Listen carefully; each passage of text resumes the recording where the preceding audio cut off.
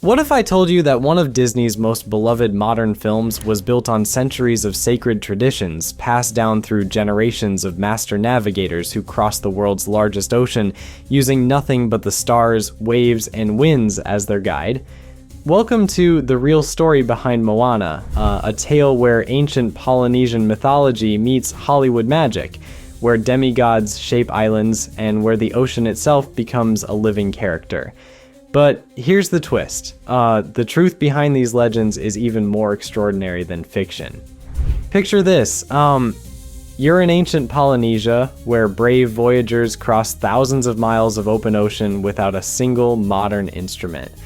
These weren't just sailors, they were wayfinders, reading the stars and swells like we read street signs. They carried with them stories of Maui, the legendary demigod who fished up islands and slowed the sun itself.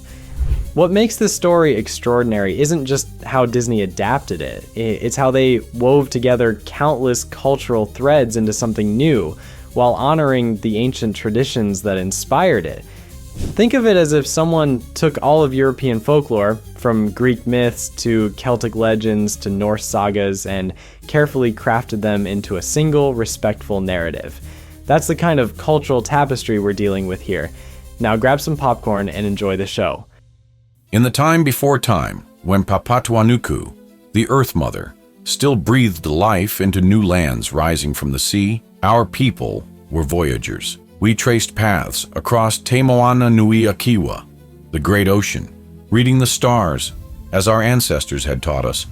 But that was before the long pause, before we forgot who we were. I am Moana, daughter of Chief Tui, and this is not the story you may know. This is a tale of hubris and darkness, of ancient gods and the price of forgetting. This is the story of how our people found their way back to the ocean's embrace. Our island, Motunui, was once a waypoint for great voyaging canoes that crossed the endless sea, but for generations, we had lived in self-imposed exile behind our reef, forgetting the ancient arts of wayfinding. The elders spoke in whispers of why we stopped, of storms that swallowed whole fleets, of islands that disappeared beneath the waves, of the darkness that began consuming everything it touched. What they didn't speak of was Maui, the great trickster demigod, whose pride brought this curse upon our waters. In the old stories, Maui was known for fishing up islands with his magical matau, a hook carved from an ancestor's jawbone. He had slowed the sun itself to make our days longer, stolen fire from the underworld,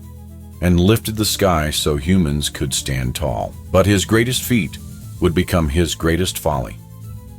The eldest of our storytellers spoke of Papatuanuku's heart, a stone of pure creation that gave life to every island, every coral reef, every creature of the sea. Maui, believing he could grant humanity the power of creation itself, took the heart from the Earth Mother's chest as she slept. But no mortal, not even a demigod, was meant to wield such power. The theft transformed Papatuanuku into Te Kore, the void, a being of smoke and ash that began consuming everything she had once created. Maui fought her, but even his legendary hook shattered against her darkness. He disappeared into myth, and our people retreated to their islands, turning their backs on the great ocean highways their ancestors had sailed.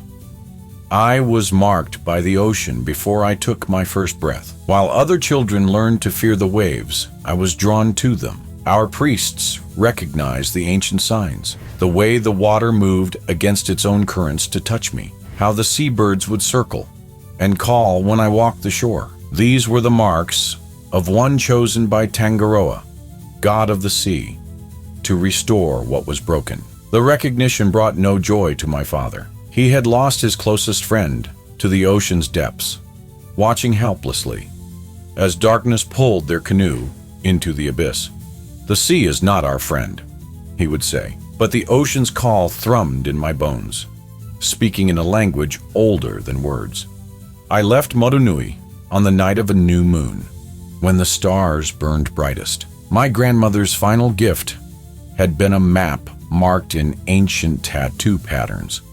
showing where the currents converged at the edge of the world. There, she said, I would find Maui, trapped in his exile. The journey stripped away everything I thought I knew about navigation. The stars were not just points of light, but the eyes of ancestors watching over us. The waves carried messages in their rhythms, songs of distant islands, warnings of storms, memories of ancient seafarers who had passed this way before. The ocean itself became my teacher, showing me how to read the clouds, track the flights of birds, feel the swells that spoke of land beyond the horizon.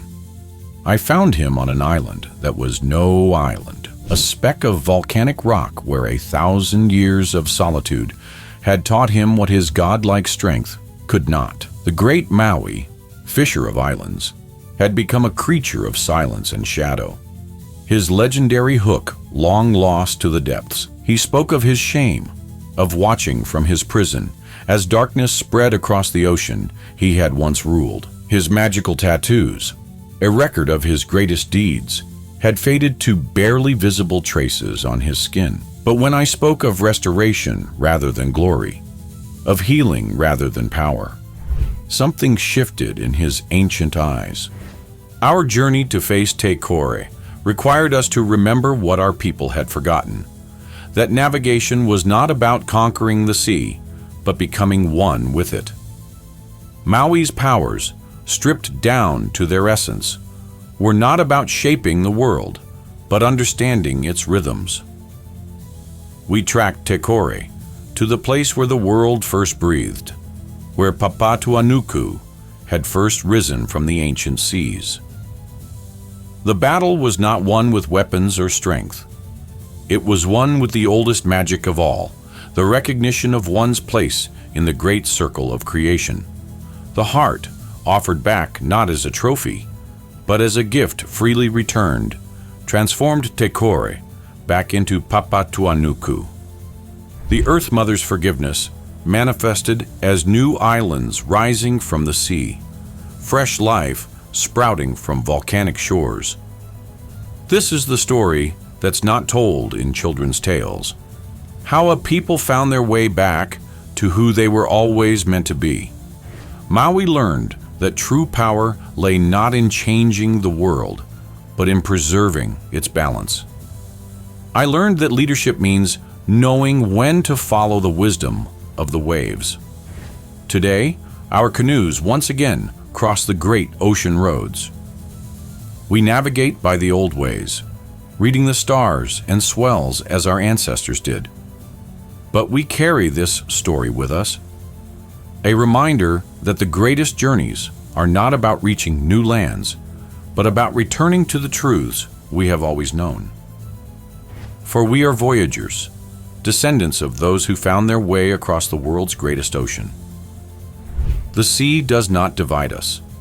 It binds us together in an ancient dance of tides and time, of wisdom passed down through generations, of stories that remind us who we are. And sometimes, on nights when the stars burn brightest, you can still hear Maui's laughter on the wind and see the ocean itself dance with joy at the memory of how balance was restored to the world. The cultural richness behind Moana reveals fascinating historical truths that rival any Hollywood script. The real Polynesian voyagers were perhaps humanity's greatest navigators, crossing vast ocean distances centuries before European ships would dare venture far from land. They developed sophisticated techniques that scientists are still working to fully understand today. The film draws from multiple cultural traditions across Polynesia: Hawaiian, Maori, Samoan, Tongan, and others. Disney's creative team worked with cultural experts through what they called the Oceanic Story Trust to ensure respectful representation. While the character of Moana herself is fictional, many elements of her world are deeply rooted in historical reality. Maui, for instance, is a genuine figure in Polynesian mythology, though his stories vary by region. The real legends of Maui fishing up islands can be found across the Pacific, New Zealand's North Island is still known in Maori as Te Moana-nui-a-Kiwa, the fish of Maui. The film's portrayal of wayfinding techniques is remarkably accurate to historical practice, showing how navigators use star paths, wave patterns, and wildlife behavior to cross thousands of miles of open ocean. The mysterious long pause referenced in the film is also based on historical evidence. Around 1500 to 2000 years ago, Polynesian voyaging apparently halted for several centuries before resuming again. This real historical mystery became a crucial plot point in Moana's story of cultural revival. Perhaps most importantly, the film reflects a genuine cultural renaissance that's happening today. Across the Pacific, traditional wayfinding is being revived. Organizations like the Polynesian Voyaging Society are teaching new generations the ancient arts of navigation, proving that these techniques work just as well today as they did thousands of years ago.